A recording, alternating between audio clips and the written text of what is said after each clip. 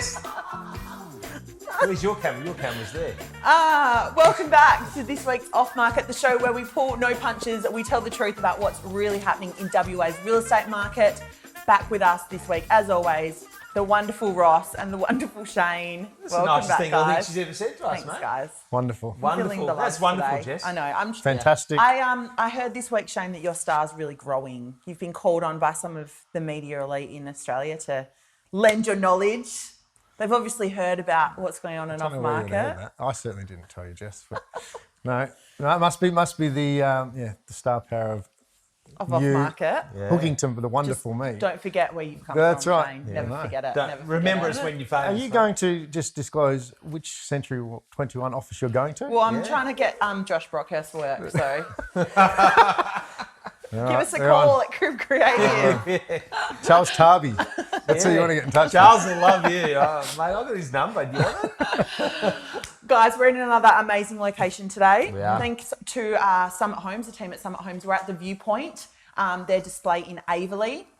Beautiful, just Stunning. the rake ceiling. It's really stunning. Even Alana was impressed, and she's hard, Just saying, they've hard to blocked, impress. obviously, So. not the best orientation. They've managed to get the light coming through. Yeah, Yeah, beautiful. and they've got this Very good. beautiful C-shaped floor plan as well, so we're kind of looking out over the outdoor entertaining, which is really Atrium nice. effect, one might say. There you go. Atrium Beautiful. Floor to ceiling, windows. Rake ceilings are back. Rake ceilings. Yeah. Bring back the 80s. That's. Bringing it back. That's it. Yeah. I like it. And they've got a sunken lounge as well, so I saw that. there you go. Yeah, 80s are back. This There you might be go. hard to sell in 20 years' time when it changes. Yeah. Because it's back now. Yeah. But for a while there, the sunken lounge room was a bit of a no-no. Yeah. It's back, but my mum has a sunken lounge room. That's a problem for our... See, if you keep it long enough, mate, it That's comes- right. it's like fashion. Marbles all good. everywhere. Yeah, wood's back, mate. It's all good. Definitely. Sorry, Jess. interior designers Behave, over mate. here.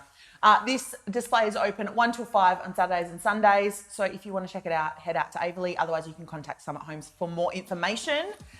We are straight into Under the Hammer. We've got some good results to talk about this week. Roscoe, Yeah. have you got any Under the Hammer stories that you want to share before I jump in? Have you been jumping to my segment, Jess? Well, No. the thing is, you asked us to get some results for you, and I did. Well, why haven't you given them to me? Because then I could have taken Because all the platitudes. I got them this morning, to be honest. Okay. Yeah, look, not really, Jess. I had a couple of auctions, but the auctions are still a little bit thin on the ground. So, come on, guys, we've got to get a bit more momentum around this. Shane's about to list about 10 auctions, and we're going to get him on the bandwagon. I am. But the auctions are still generally across the board. I guess, stock levels are low as it is, but the auctions are probably at a low end than they've been for a long time because as we've come out of COVID, and obviously stock levels are low and days of market have decreased anyway. So it's a bit of a challenge, but the bookings for in September are starting to build up quite strong. So I'm expecting that rush through till the end of the year. But you obviously know some information I don't. Well, I have. don't, but I wanted you to talk about... Can I just say something about this, Jess? I was speaking to an agent Yes. who does like the auction process. Yes. And he actually said, whilst he loves the auction process itself, there's another reason why they're looking to go down that route. And that's the fact that obviously when you're listing a great property, at the moment stock levels being really low, the conjunctional agents are popping out day one, trying to bring buyers through, not just because they probably haven't got much stock themselves at the moment, but trying to find their potential vendor a property so they will go to market. So I thought that's quite interesting coming from, again, someone that loves the auction process. That's another reason why they're going that way. What are your thoughts on that? Oh, mate, look, it's true. It's at the end of the day, the one thing, forget the word auction, it is the most pure form to actually protect the seller's interest. Because at the moment, I think we mentioned the other week about, other agents trying to disrupt the process by introducing their buyers, and also the off-market stuff happening. You've got to question really, is that protecting the seller's best interest? And I think at the moment, it is the perfect model to actually do that. Yeah. Well, I know when I get a call from a conjunctional agent, quite often they say, oh, my client has sent me this property, I'd like to conjunct, which I don't know how you conjunct it, because realistically, as an agent, you should be finding that person the property. But probably for me, the biggest thing is I'd like to think through my experience and my knowledge that I'm probably a better negotiator and going to work better for my client who pays me than someone that's obviously already got a relationship with that conjunctional agent. There's just simply no way. If they don't know their scenario of the owner, their financial situation, the time frames, the reason they're selling, they simply can't work in their best interest. So I find it ironic that they'd ask for a commission potentially from the person who really they're working to get a better deal from. And there's, Can we just stop there? Because I just want to have you explain for anyone who's watching who isn't a real estate agent, what is a conjunctional sale? Take it back. Frustrating sometimes. Other than that, no. Conjunctional agent, basically, they pop up, they have the buyer. Typically, they're coming to the person who's the listing agent looking after the seller. Where the lines get a bit murky is obviously, as a seller, you pay the agent. And now, if I have a conjunctional agent come along with someone else, it's actually the owner of the property which is going to be dividing the income and paying them. So when that agent starts to work with the person they already have a relationship as a buyer, it's very hard for them to say, well, I'm working for the seller. Quite often they're trying to get a better deal. And what we've spoken about this before, now knowing that's the case, and the conjunctional I think is potentially going to become extinct. It's controversial, but potentially.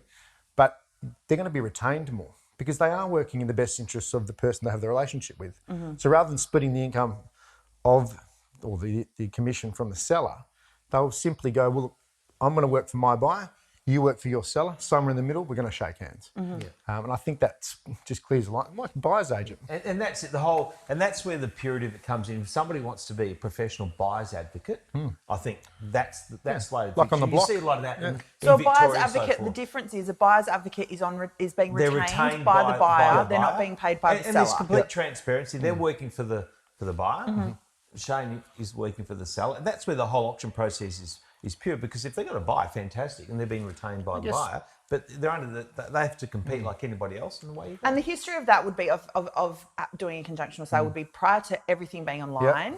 It was more difficult for a buyer to view They didn't know it was properties. out there. They didn't know it was out there, so they had an agent working on their behalf. I remember when my mum was selling when I was about 5 years of age, I think you had to have like the lock on the lock tap, box. And then you had to have your home presented well all the time, because at any point they could just come through. It was just there. You knew the code. Everything was a 3x1, close to schools, close to shops. Now, realistically, if your buyer's serious, they're going to know what's coming to market, because they're going to be living on there, whether it be development sites, whatever it is. So the days of owning the buyer, I think. So then why? Because I've heard this come up on a Facebook forum this week, where an agent was doing a home open and another agent rocked up with some buyers and without calling. So the question was, what's the etiquette? And then why is this coming up because stock levels are low? Why is this? I think becoming desperate. Because typically if I've got buyers, I want to show them, and I get calls saying, Shane, I haven't sold, I've been on the market for 90 days. Can you bring your buyers to my property? Now they're listed with someone else. Why would I take a potential buyer to someone else listing when my clients are paying me? I work for my clients. So that's where I think it gets a bit, confusing. And stock levels being low fees starting to creep in many circumstances in more tightly held areas. They're thinking, well, one, I've got to try and get a sale, but also potentially get the listing, because if I can get you to find something, then you will sell. So that's probably, where it comes from. Interesting. Conjunctional rates, when I first came in the industry, were 60-40 and it was 1%. The reason it's come down so much is, realistically, you're not finding the property. Which is the hardest thing to do. Of course it is, That's the gold in this business, is to obtain and get the trust from that owner to say, yes, we should put it on for that way. We should go down that method. So for really good agents, I'd be frustrated if people just started rocking up to my home opens. I say, I'm not saying I've got the golden rule, but if my client says, Shane, I want to find something, I say, look, you find it, I'll help you through the process, give you some advice, but I don't want to conjunct, because I will compromise you getting the best deal, for one. And also, I want that agent to work as hard as they can to get the owner to accept your offer, not be going, well, I'm not getting full commission potentially if I go with Shane's buyer's offer. And it does happen. We know that happens. Okay. Interesting. Very good. We also, now you sent through an article in the Fin Review about a sale that was Julie Fairclothes from Realmark Dunsborough. $2.3 million, property in Dunsborough. Sold within 3 days. Buyer didn't even view the property. Walked past this. I was down south last week.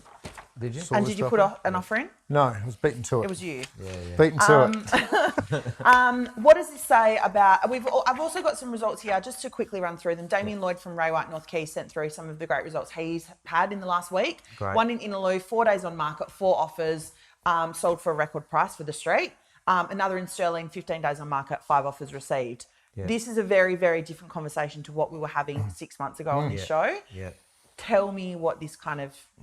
Well, I guess what I'm saying, what I don't understand for the life of me, the doom and gloom in the media saying the market's terrible. I hand on heart say it's the best conditions this market has, or the market's been in since 2014. The prices might not be necessarily the best, but the conditions are. Fair time on markets down to 45 days. Last year was like 90. 78. It wasn't six months ago. The average days on market was 78. It's dropped to that. So I don't know where the media is saying that it's in turmoil and free fall, because we're seeing properties that we're actually getting on the phone going, look, last year I know you couldn't get your price, come to market, and they're getting it. So how is that? Conditions are better. Prices, I can't say, obviously back to 2014, unfortunately. But I do believe if it stayed like this, take negative equity, and we've mentioned that before, the urgency is there. And it's not how long you've been on the market, it's how long that buyer's been looking. And that's why you get results like that. Which then, Shane, and we all know, as this continues, the recovery of pricing will happen. It's just economics, it's how it works. And we are seeing in some of the more blue chip areas, if you like, we are seeing that recovery's there. We're seeing many properties sell now that were sold 2, 3, 4 years ago for the same money, if not more. So obviously, as further out you go, that takes more time, but that recovery is well and truly on the way. Beautiful. Excellent. But coming back to the property that we saw in the film review that Julie, and I know Julie, she's a fabulous agent in Dunsborough, that sold in the first 3 days for 2.3 million. That whole discretionary money thing, it's not even really necessarily about discretionary money at the moment. It's about people recalibrating life. Yes. That's we always talk about areas like Dunsborough and those the holiday markets as discretionary money, which is what they're traditionally driven by. But now, as everybody's stymied to what does the future hold? How freely will we travel throughout the world? And more so the people that buy those sort of properties are used to this time of year being in Europe and wherever, going for the Northern Hemisphere. Now, we all know that's off the cards now. And how long will it be off the cards? We don't know. And even when it does come back online, how much will be back online? So people are making decisions now about their lifestyle. So these sort of sales are not about, is there more discretionary money in the market? This is about how life will be moving forward. So like I was in Dunsborough, I mean, Shane, you were there last weekend. I was there a couple of weeks ago. Now, normally this time of year, half the restaurants are shut, people go on holidays. It's busier than Christmas. Do you think, it's a great thing for local tourism, but do you think, we look at the locals in Swanbourne who are up in arms about North Street Store, or like the local that take over the streets and blah blah blah. Do you think the locals are going to be stoked that tourism's up, or do you think they're going to be going, what a nightmare for our town? I think a bit of both. I think if it wasn't for the circumstances behind, I guess, the activity down there is probably what the biggest concern was. So they were more concerned about people coming with COVID, changing, going through the regions, I think they called it. Yeah, the regional. That was probably the bigger concern than having a bumper tourism area. But I think people have got to spend their money. Bali's off the cards. Broom's going gangbusters. If you look at Broome, unfortunately I'm not going to Broome, but friends of ours, they managed to get a room, but I think they booked out to end of October. I know 3 people alone that have bought properties in Broome. Now, I can't remember the last time You don't get the quality of property like that in Broome, though. If people are looking for that kind of this thing. is the thing. You probably might start to see. You might start to see it. You'll start to see the development happening. Absolutely. Yeah. So it's the new. But at the end of the day, Jess, it's a new world order. It's the new. It's But the to new put that in normal. perspective, like for down south, Dunsborough's stunning, amazing part of the world, or our southwest. I think some investors have got that wake up call to go, hang on a minute. If they've got I think Busselton's got the airport going in eventually. If you're going to be 3 hours away from Melbourne, you're going to start to see some interstate money come in, no question. It's probably a bit more attractive than Barossa, sorry, South Australian real estate agents, but it's not just wineries, they've actually got beautiful coastlines. But that property, realistically, for 2.3, I would say Mandurah, Rockingham would still be 1.8. So you're getting down the most amazing coastline for 2.3. On the face of it, it's pretty good buying. And it's pristine location. It's on the front. Beautiful. Good one. Good. That was actually in the industry and Under the Hammer smushed Hybrid. into one long segment. Beautiful. We are on to the real press. This is where we dissect a headline that has caught our eye. And again, Roscoe, this one's come through from you from the Fin Review. This is a national perspective. So the article that you sent is about affordable housing. About affordable housing. Yeah, I mean, sorry, Jess. Go. No, I think it's really important, and I think you agree, Shane, that we do have a perspective of the broader market, not just sort of local, because and also at the moment what Australia is going through, the knock-on effect is all around the place, and we have to look at the whole thing. And I just find this article quite fascinating about affordable housing, because it is going to be it's a big driver. It's going to be bigger. When you look at it, and a lot of people don't realise that, like the budget comes out October 6th. Now the government have put a lot of energy to recalibrate how this affordable housing thing works. So they've got $1 billion set aside to do this. Now they've only spent 200 million of it. So they've got 800 million to continue to put in it, but they want to grow this whole affordable housing thing. Because there's some interesting statistics here that I think are worthy of just sharing. According to the data, Australia's social housing shortfall of about 433,000 properties, about 116,000 people are homeless any given night. Now, from a social conscious point of view, that's frightening in a place like Australia. And we take it for granted that everybody's okay. And I when I read these things, yes, this program, and it's all about the market, and we always try and be positive, but when I see this, it is sobering, and it's something I think we need to pay more attention to be honest, because out of COVID, we know that, like, for example, unemployment's at 10% right now.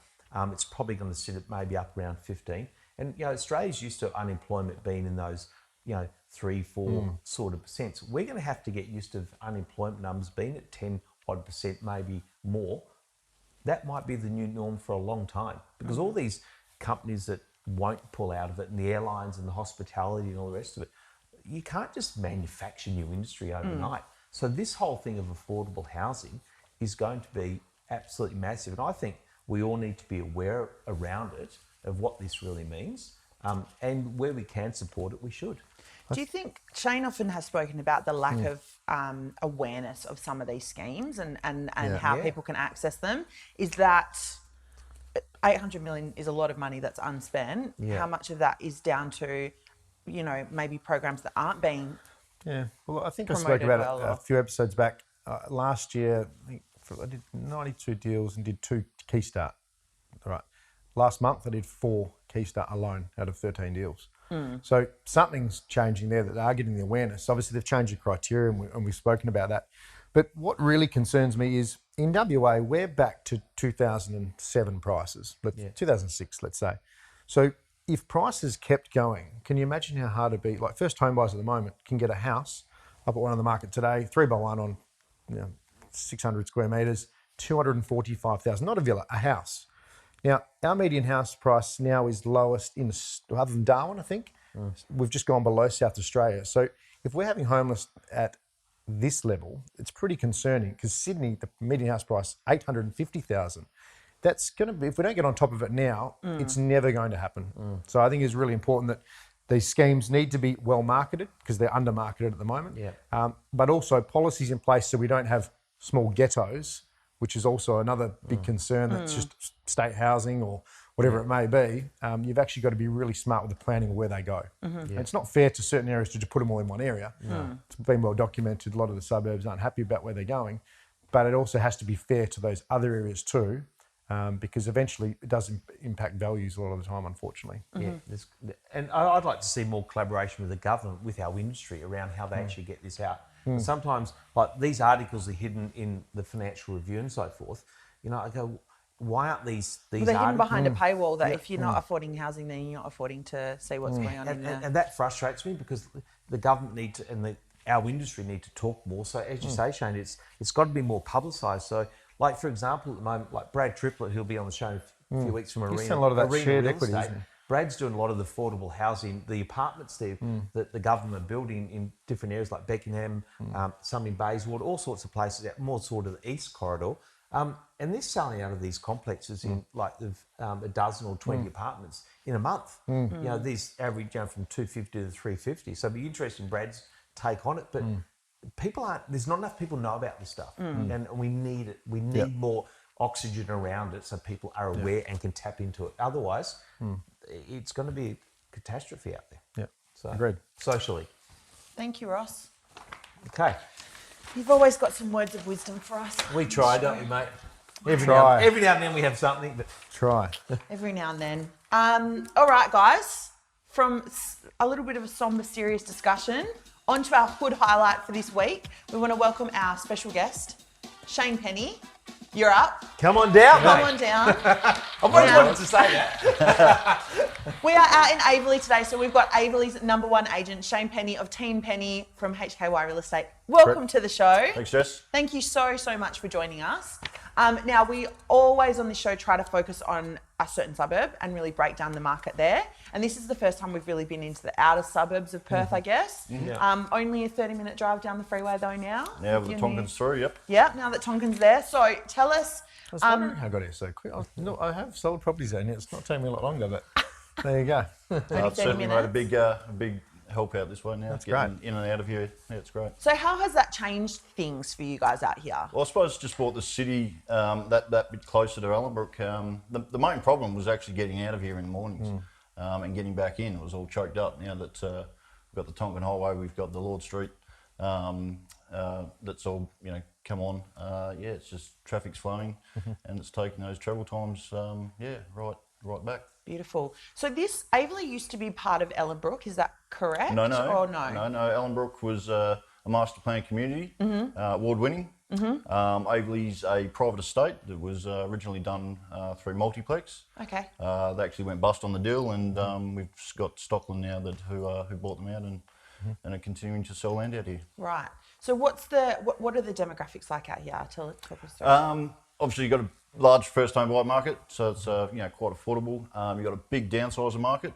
A lot of families have built out here, and grandma and grandpa are now sort of selling the bigger home on the bigger block, and buying something that they can downsize, lock and leave, and help out with the grandkids. Do you think that'll increase now because of that accessibility? Absolutely, yeah. We've already seen it. Because I sort of felt when selling a few display homes years ago, it was like, if you're there, it's got everything. But if you wanted to leave, it was a bit harder. Yes. But having that commute surely would open up a lot more. 100%. If you're looking at travelling to, say, a suburb like Morley, it was a 35-minute exercise. Yeah, It's even the now- airport, I guess. Yeah, airport. Obviously, big, fly in, fly out. big fly in, Hopefully fly stay out. strong. Yeah, big fly in, fly out congregation out of here. Yeah. So what kind of property out here is hot, and what's not? I'd say the lower priced property in the marketplace, let's say 450 and under, is selling very, very well. We've got a diverse type of homes out here. You've got lifestyle blocks that go for upwards of 800,000, and then you look at the vines, you're looking at over $1 million. So there's that lifestyle large 1,000 to 4,000 square metre block, but the predominant stuff is the 4-bed, 2-bath on around 450 square metres. So there is under Averley as a suburb, there are those size lots. There's about probably 32,000 square metre lots that border the suburb of Averley. Yeah.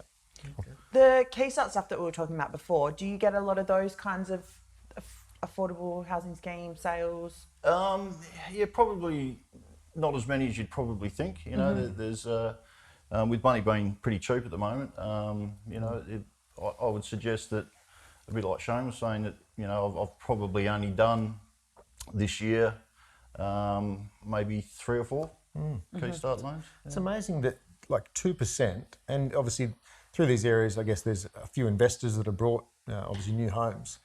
In many circumstances, money is cheaper. They're probably better off buying than renting. Absolutely. But I think they get caught up and they go to the bank and they hear about that 10%, 5%. It's bloody hard to save if you're paying rent. Yep. But that Keystart at 2%, do you think if the awareness in this area or demographic you're dealing with knew about it, do you think it'd increase sales?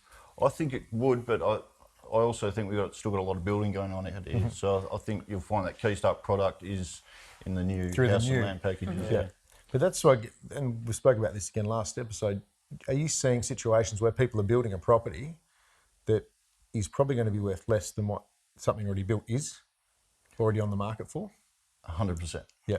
Yeah, 100%. Yeah, there's, with the government handouts and the like. I think a lot of people have explored the market, the new homes market, and have sort of realised that there's so much more value in the established market right now. Yeah, it's crazy. So, Can I ask you guys a quick question on Keystart?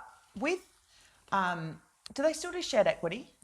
well, they do, but they tend to have that shared equity on their own product. Yeah. Right. It's like Brad's doing. He's got a few complexes I've seen. Yeah, but at the moment, all the stuff he's doing, I asked him this question the other day, all the development he's got at the moment is none of it's shared equity, it's all just Individual.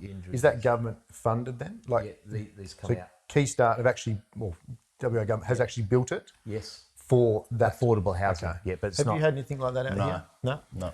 If you're selling, obviously you guys are working on behalf of your sellers. If you've got two offers on the table and one's a kind of Keystart versus, is this a question I'm allowed to ask? Yeah. Is one more attractive than the other?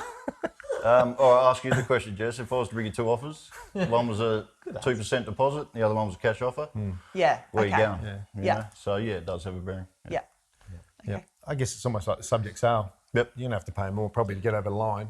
But one thing about the Keystart, and this is not a Keystart TV show, but the rigmarole to get pre-approved through Keystart, you actually almost have to get to the point of valuation before you'll get in a position to go for a loan. The reason I asked that question is because I bought through Keystart 15 years ago, and the settlement period ended up being 3 months or more. It used to be a lot longer. It was a nightmare, and I, as a seller, if I knew that was going to be the process, I would be very much put off by better, that. but it's in actual fact, only Keystart you're really getting through here are probably through building. The majority of it will be through the building. Yeah, but the rigmarole to get pre-approved is pretty, like, you've got to have all these criteria. Whereas I think we're the ones that get the bad name for a Keystart buyer is they go, oh yeah, I've looked at Keystart and I've got 2%, but they haven't actually gone through and done all those other checks. Yes. Have you done your tax return? Have you? Yeah. I own this, but I've got 3 cars, whatever it may be. Yeah. So that's Been what betting on the horses. Yeah. No good. Yeah, I own horses. yeah. So Shane, around here, what's your buyer demographic? Mostly owner occupied. Do you have some investors, and what's the rent? What would be the rental market? I haven't seen an investor for 18 months. They're just not in the marketplace at the moment out here. Mainly, like I said, the big first home buyer, a lot of downsizers, and then you've also got, it's a nice family suburb. So you've got those families that That's that exactly are out right. here as well. I think that's a really good point. That because you are getting people that want to live in them, you're not going to get that little precinct which you have in most suburbs where they've gone high density. So let's say in Alluin they've gone R80. That street, you can almost guarantee in the next 3 years is not going to be looking great because eventually it's going to be knocked down and that. But actually coming and knowing that you are living next to people that take pride of ownership does make a big difference. Yeah, but there's still, there's plenty of investment properties out here, and Probably from the earlier stages, wouldn't they? Yeah. So the older parts of Ellenbrook, Okay. And mate, sorry, Jess. One question, just out of curiosity, because it's such a big topic, the rail. How will the rail get into this area?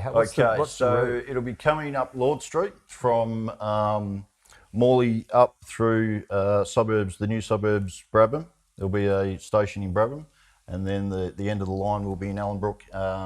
It'll come up Drumpellier and link into the sort of main hub of Ellenbrook, where the shopping centres and that are. It's a good question. I want to ask this. When I first came in real estate, they were talking about the train line in Mandurah.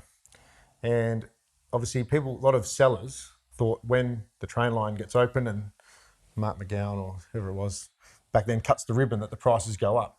Has the anticipation of that coming impacted price, or not so much impacted price because nothing's really gone up, but given a tick to see families come here that might not have thought about it? I don't know the railways had that effect yet, but certainly the opening of the Tonkin, which I imagine once the railways open, I think, it will be desirable to be able, those people living in or working in the city, finding easy access in and out every in the morning by public transport. Because I think that's sometimes, whether it be zoning changes, people think, and agents I think can be guilty of this, when they talk about a pocket going to R40, it's not actually when they stamp it at the last council meeting that prices change. Never in the share market. If Rio Tinto said in 2023 we're opening the world's biggest mine for this, it's not when they cut the ribbon and they start. It's actually the anticipation. So I think in these sort of areas, young families, they can get in knowing that's coming for a lifestyle thing. Well, now it's coming because it's been coming for 10 years. It's now it's coming. So yeah, it is. Hopefully that anticipation will start to increase. Yeah. Beautiful. Beautiful. Roscoe, Yo. you're up, mate. Okay. It's your section. What under the hood with Shane, Ross? Shane, this is the most important. Okay. Mate, this I is, know. I thought you were just. That's what I mean. I was like, I know how important Shane it knows is. the section. This is like B1 and B2. Shane 1, Shane 2. Okay. So Shane Penny. Yes. Shane B and Shane P. Yeah, exactly. So, mate, the most important questions everybody wants to know. So, the number one question we always say is, out of adversity comes the train thing's the classic. Out of adversities come opportunity. That's COVID has pushed the government a bit harder to do this. And in life, out of our biggest stuff ups, we learn things. What's been something that's happened, you've done, it's been a great learning experience from the stuff up, if you like? From a stuff up? Oh, look, well, the one I had prepared was obviously getting to your home opens and having a nice home open, and then, you got your next one in a 15-minute time slot. Yeah. Nothing worse than locking your car keys inside the home with the keys to the house inside the home. Nice. There was some pressure to get to the next home open, and I suppose it's just got to be a bit prepared with not rushing at the end of home opens. What did you do? Did you leg it or? No, straight onto my old man, Dave. Get up to the office, get me some. There was spare keys for this house, luckily.